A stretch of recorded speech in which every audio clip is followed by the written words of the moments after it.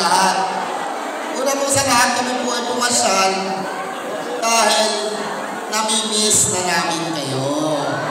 Alam niyo, simula nung ako'y ginawa ninyong mayor, halos nakulong na ako sa City Hall sa sobrang dami ng trabaho. Hindi ko akalain na ang papeles na pipirmahan ko araw-araw, ganyan katataas.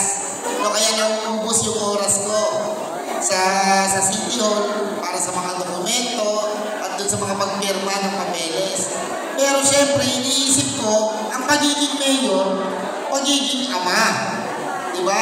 Ikaw ang ama ng lungsod. At ang isang ama, kailangan binibisita niya rin ang kanyang mga anak. Kaya pinaayos ko yung schedules ko. Sabi ko, yung mga papeles na iba, kung matagal-tagal pa naman kakailanganin, baka po pwede sa ibang araw natin ilagay para magkaroon ako ng isang araw na makakaikot at makakamusta ko ang ating mga kababayan dito sa lungsod ng Caloocan. Kaya inayos po namin at nagkaroon ako ng mga libreng araw para makabisita sa inyo. At syempre, ang isang ama, basta papasaya niya ang kanyang mga anak pag tumadalaw siya na may dalang pasalubong. Kaya, dinalahan ko na rin kayo ng pasalubong. Ayaw nyo ba? Mamaya, pagkatapos namin, may dala-dala kaming pasalubong para sa inyong lahat. Pero hayaan nyo munang samantalahin ko ang pagkakataong ito para mag-report na rin sa inyo. Baka sabihin ninyo, yung mayor namin hindi naman nagtatrabaho. Kaya mas magandang malaman ninyo ano ba ang ginagawa ko bilang inyong mayor sa loob ng 18, 18 months, 21 months, 20 months sa loob ng 20 buwan. Magmula nung ako inyong inihalal, yung 20 months, wala pang 2 taon yun Yung mula nung ako inihalal, ang unang-unang ginawa ko, yung mga pangako ko sa mga taga-Caloocan nung ako ay tumatakbo. Diba? Ano ba yung mga pangako ko kung natatandaan ninyo? Ano yung mga pangako ko? Hindi nyo matandaan kasi doon kayo sa aso kumakatek nun no?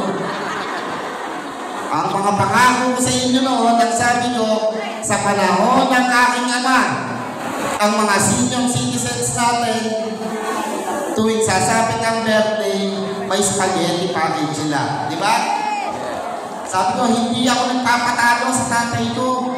Sa panahon ni Alo, bukod sa spaghetti, may pang-giant pa kayo. Natatandaan niyo yung linya ko yun? O ngayon, pag nagbe-birthday kayo, may spaghetti package plus 500 pesos para sa ating mga senior citizens.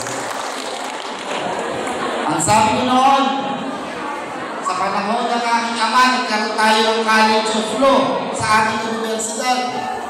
Bibigyan ko naman kayo ng College of Engineering at College of Nursing. Di ba? Itinatayo na po yung College of Engineering, magbubukas na ngayong semester, darating na semester. Yung College of Nursing, itinatayo ang ikatlong University of Caloocan. Doon naman yun sa 3rd District, andun ang ating College of Nursing. Isa pa sa ating mga pangako, paliliwanagin natin ang lungsod ng Caloocan. Pinailaw ng aking ama ang mga main roads natin at sa panahon ni Ano, yung liwanag sa mga main roads, ipinapasok ko na sa mga looban natin. At ganun din naman, ipinagpapatuloy natin yung ating mga proyekto ng aking ama.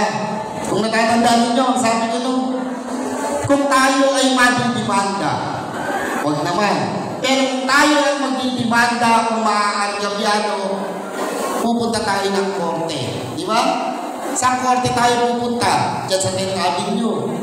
Di ba? Anong itsura ng korte natin sa 10th Avenue? palengke. Di ba?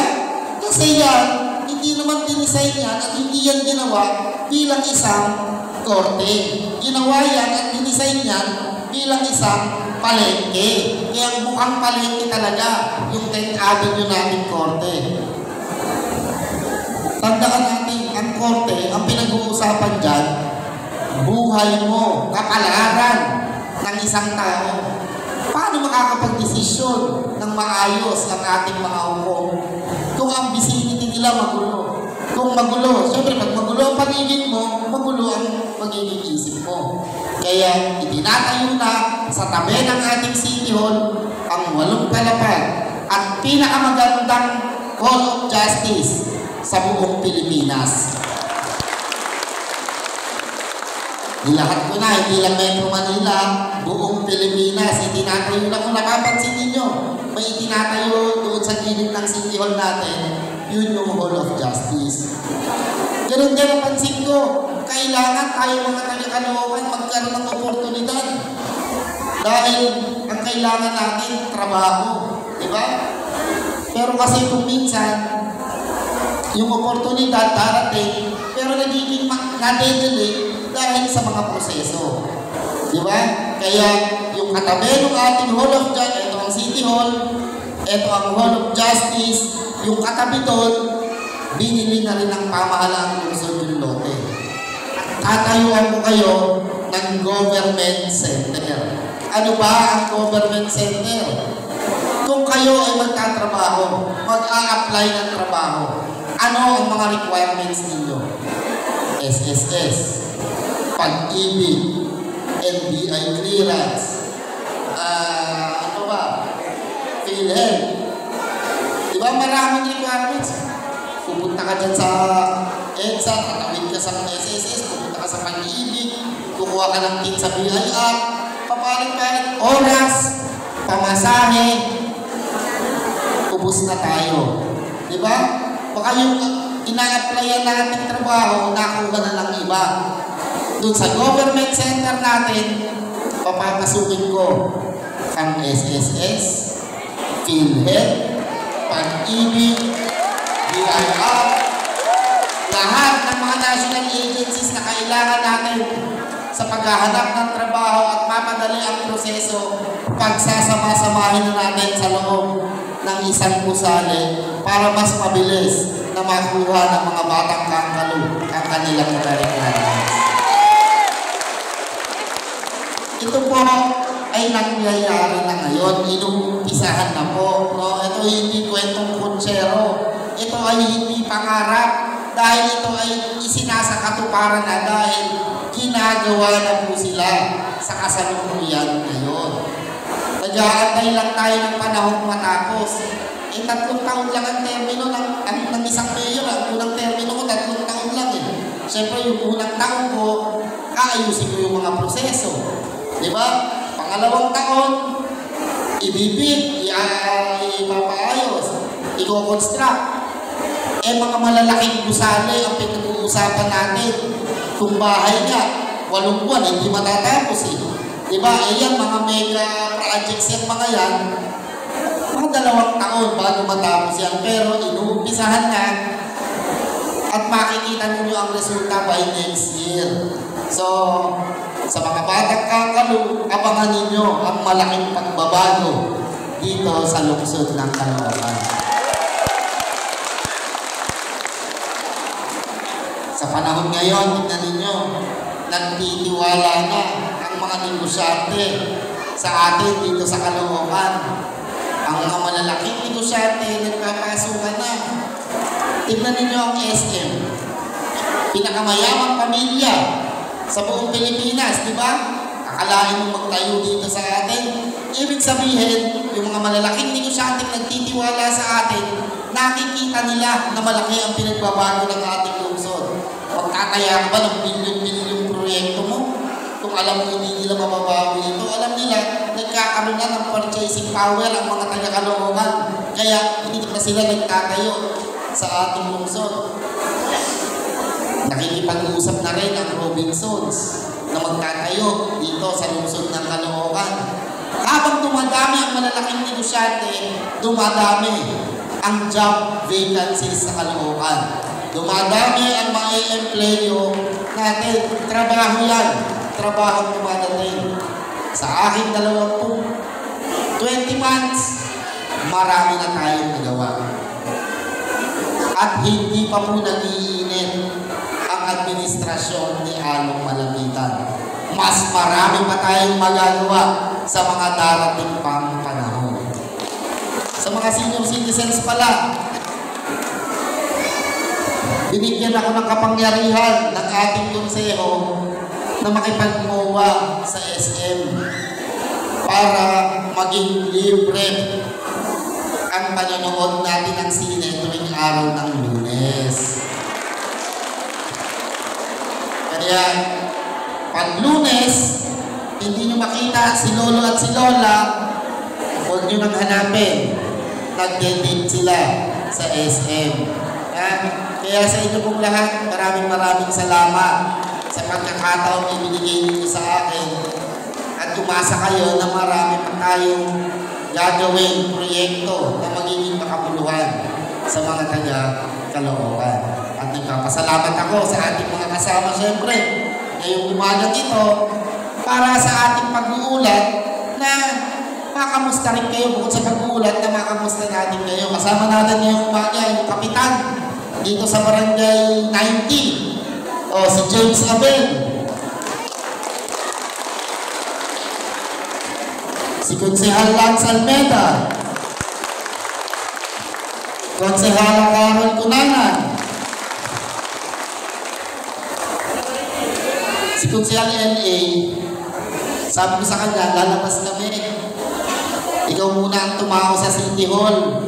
Siya muna ang pinagtatrabaho ko doon.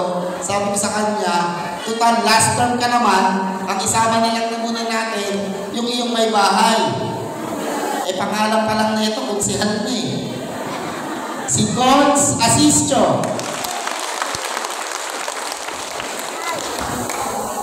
si Konsehal Arnold Divina,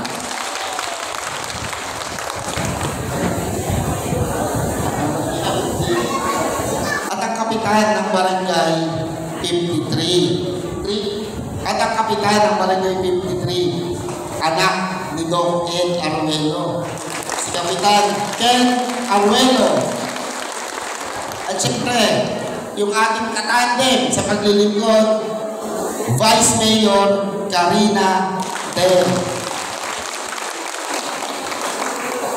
So kami po yung Team AM, no? Sana hindi natin nakasama ngayong umaga nito si Congresswoman Mitch, no? Pero sa mga darating na panahon, isasama na natin para makita at makilala at ma-report na rin niya yung kanyang mga proyekto dito sa ikalawang distrito ng Caloocan.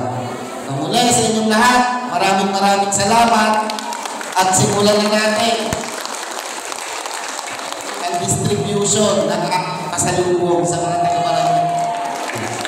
Kaya muli na maraming salamat! Yes! Along Malapitan! Hello! Ayos ko nga pala si Ma'am Beron, saka si Sir Boboy Arias. Yan, magandang po. Sa lahat po yung mga konsehal na nasa atin po.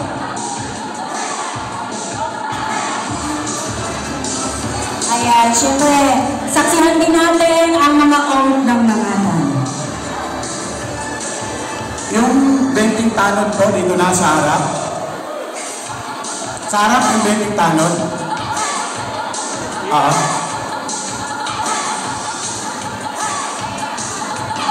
Maraming salamat po, Mayor. Napakaganda ng kanilang guest.